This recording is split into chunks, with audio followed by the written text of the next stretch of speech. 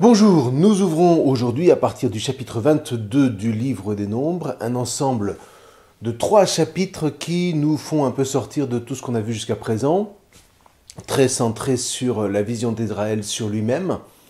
Alors cette fois, on découvre un nouveau personnage du nom de Bilham, retranscrit en grec par Balaam. En hébreu, ce nom retentit littéralement comme celui qui veut engloutir le peuple, donc d'emblée ça nous met dans l'ambiance. Néanmoins, et ça va nous changer un petit peu, la Torah va traiter le sujet de façon épique et plein d'humour, dans la mesure où bien entendu Hachem va s'arranger pour tourner en bien ce qui était quand même bien mal parti. Alors ça va nous donner un petit peu de respiration dans cet ensemble tout de même assez tendu que constitue le livre des Nombres. D'ailleurs, le style change du tout au tout.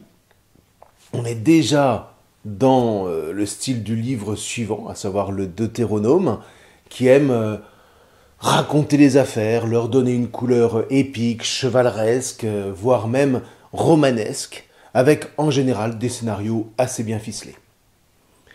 Donc, nous dit le verset 2 du chapitre 2, Balak, un roi de Moab, est pris de panique devant la campagne entreprise par Israël.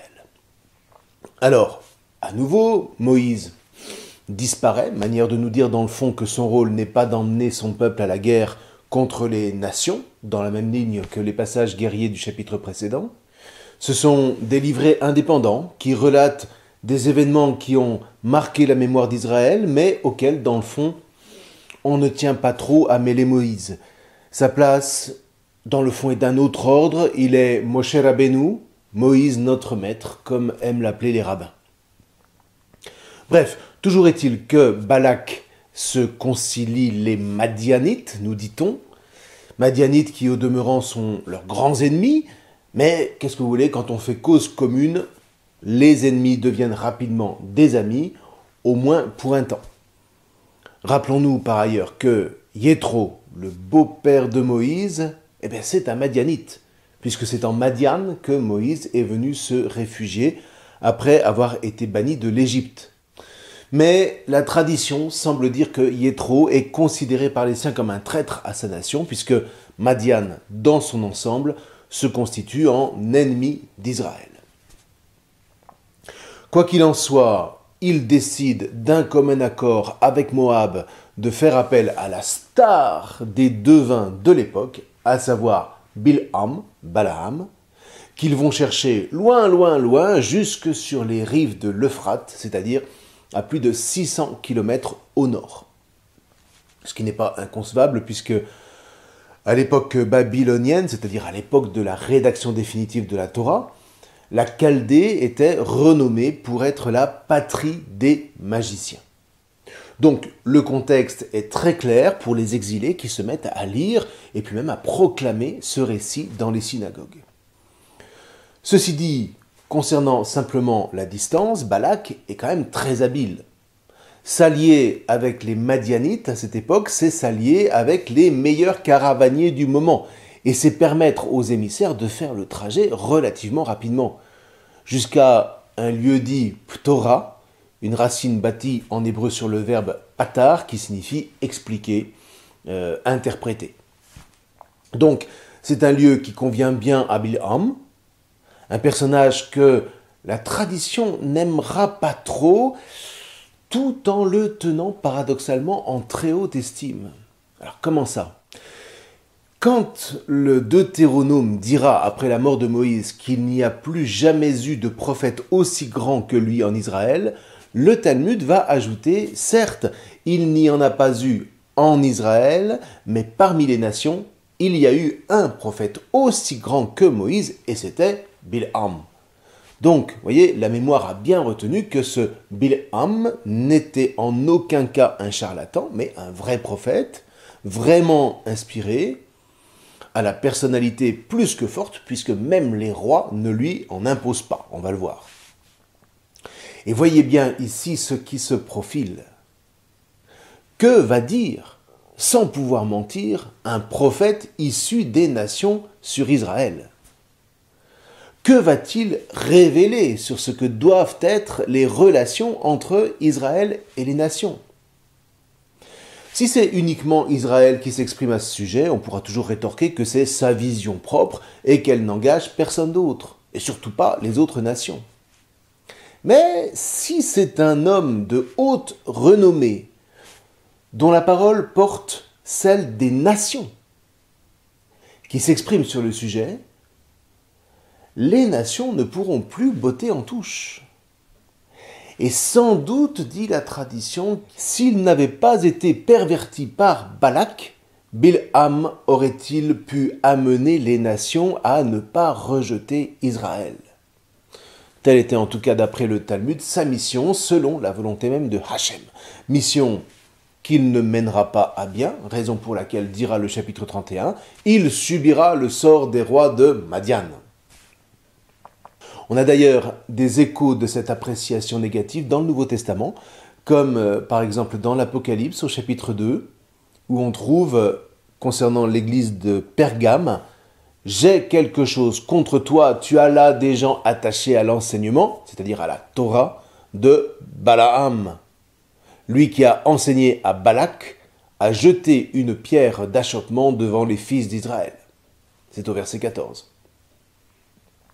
On a aussi l'épître de Jude qui parle, elle, non pas d'un enseignement, une Torah de Bilham, mais d'un mensonge, une Toa de Bilham. Et vous voyez là, il y a un jeu de mots entre Torah et Toa. Bilham aurait dû donner une Torah pour les nations, une loi, mais en définitive, il ne leur a donné qu'une Toa, c'est-à-dire il ne leur a donné qu'un mensonge. Voilà qui rend compte un peu de l'ambivalence du personnage et de sa mémoire. Mais quoi qu'il en soit, ce qu'on nous dit à travers tout ça, c'est que la chute du personnage est d'autant plus condamnable que sa mission initiale était élevée. Bref, toujours est-il que Balak demande donc à Bilham de maudire Israël afin de pouvoir le battre. Oula! Sauf que Bilham dit « c'est un jeu des plus dangereux ».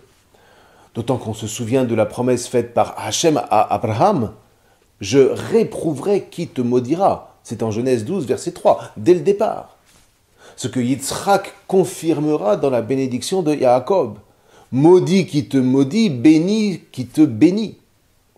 Et qu'est-ce que vous voulez, un devin qui se respecte, fût-ce dans les nations, ne pouvait pas, quelque part, ne pas être au courant de cette promesse.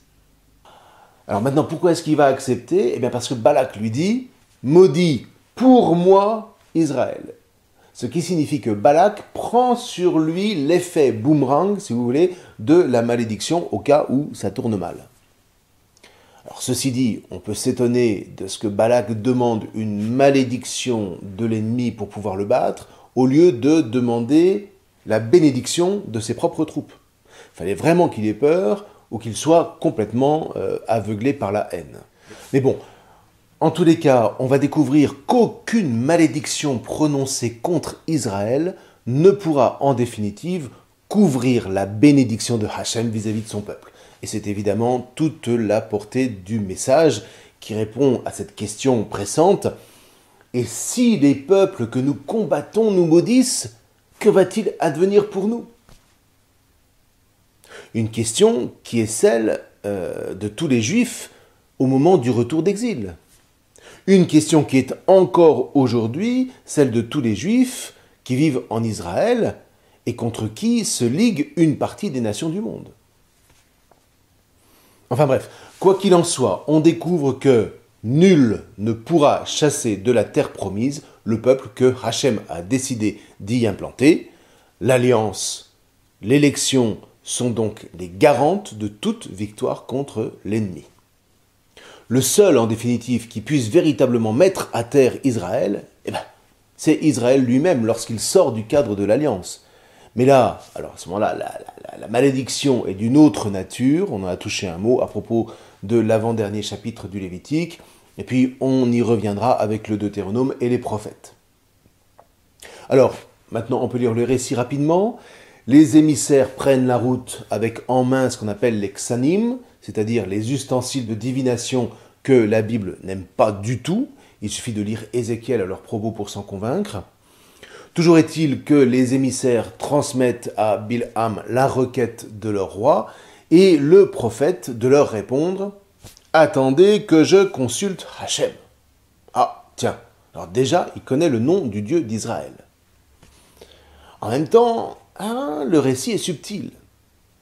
D'une part, le divin s'adresse à Bilham durant la nuit, nous dit-on, ce qui est une première différence avec Moïse, à qui Hachem s'adresse en plein jour. D'autre part, quand ce divin s'adresse au prophète, c'est en tant que Elohim, et non pas en tant que Hachem. Il ne faut donc pas mélanger les torchons et les serviettes.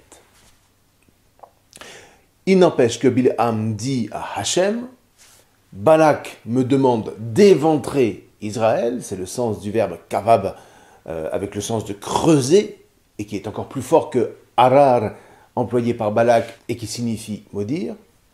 Toujours est-il que Elohim lui dit, tu n'iras pas parce que ce peuple est béni. C'est au verset 12. En d'autres termes, fais gaffe, c'est moi qui ai béni ce peuple. Et donc Bilham de renvoyer bredouille les émissaires. Alors qu'à cela ne tienne, et là on commence évidemment à sourire, Balak envoie une nouvelle délégation avec des émissaires plus importants qui passent sur le registre de la séduction. Je veux te combler d'honneur, tout ce que tu me diras, je le ferai. Oui. Attention, voilà une promesse que les chrétiens connaissent bien. C'est celle qui a valu la décapitation de Jean-Baptiste. Donc vous voyez, on est dans la magouille de la ville politique, de ce pouvoir malsain qui a tellement besoin des flatteries des autres pour se sentir un peu moins merdaillon, qu'il pense pouvoir tout pervertir par l'argent et par les médailles.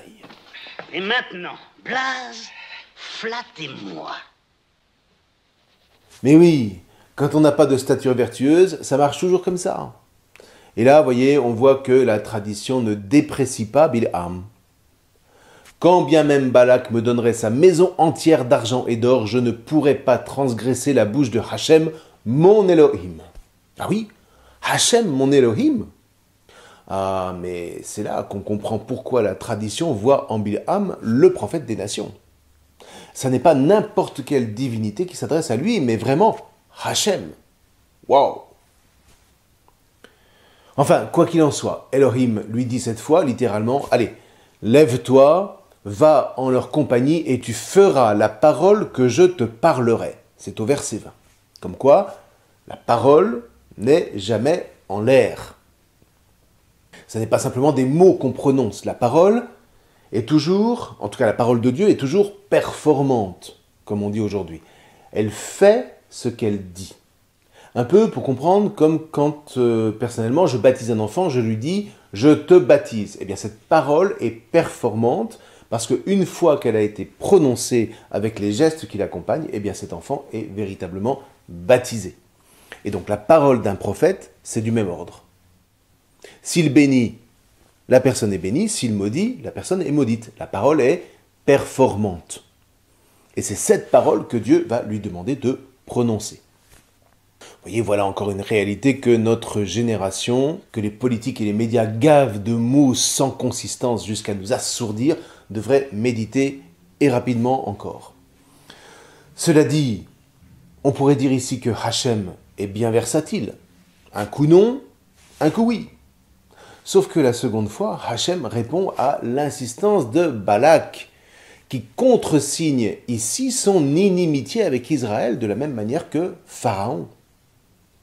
Et de fait, les parallèles sont là. Au chapitre 21, les serpents rappelaient déjà l'Égypte, et ici, la requête renforcée de Balak rappelle l'endurcissement de Pharaon qui précisément s'adressait lui aussi à ses magiciens. Alors, ceci dit, sur cette injonction, voilà Bilham qui se lève de bon matin, qui harnache son ânesse et qui part non seulement en compagnie des émissaires, mais encore conjointement avec eux, dit le texte. Alors, on verra que cette précision n'est pas anodine. Par ailleurs, c'est là que le texte devient succulent, puisque l'ânesse qui à l'époque, ne l'oublions pas, est une monture noble, va jouer un rôle tout à fait inattendu. Mais bon, nous verrons cela la prochaine fois. Je vous souhaite d'ici là une bonne lecture de cette première partie du chapitre 22 du livre des Nombres. Je vous remercie.